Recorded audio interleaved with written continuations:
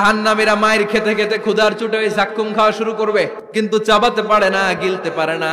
কাঁটাযুক্ত জাক্কুম খাবার যখন জাহান্নামীদের গলার মধ্যে চলে আসবে, গিলতেও পারে না, ফেলতেও, চাপ দিয়ে গিলতে পারে না, আবার ফেলতেও পারে না। তখন চিৎকার দিয়ে বলবে, একটা ফোঁটা পানি দাও। জান্নাতীদের জন্য কয় ধরনের পানীয় ছিল? মিনারেল ওয়াটার এর ঝর্ণা, দুধের ঝর্ণা, মধুর ঝর্ণা, মদের ঝর্ণা। জাহান্নামীদের জন্য আল্লাহ 4 ধরনের পানীয়ের ব্যবস্থা রেখেছে। একটার নাম হচ্ছে হামিম, ফুটন্ত গরম পানি, দুনিয়ার গরম পানির মতো মনে হয়, ওটার দিকে তাকালেই চোখ ঝলসে যায়। 2 নম্বরে হলো গাসাক, মানে দুর্গন্ধযুক্ত বমি। বমি চিনেন? মানুষের পেট খারাপ হলে উদর থেকে যেটা বের হয়ে আসে ওটার কি বলে? বমি। 1 নম্বরে গরম পানি, 2 নম্বরে দুর্গন্ধযুক্ত বমি, 3 নম্বরে রক্ত আর পুষ, 4 নম্বরে হচ্ছে পোড়া তেল।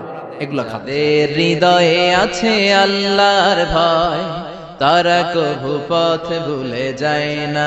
আল্লাহর প্রেম ছাড়া এই দুনিয়ায় কারো কাছে কোনো কিছু চায় না।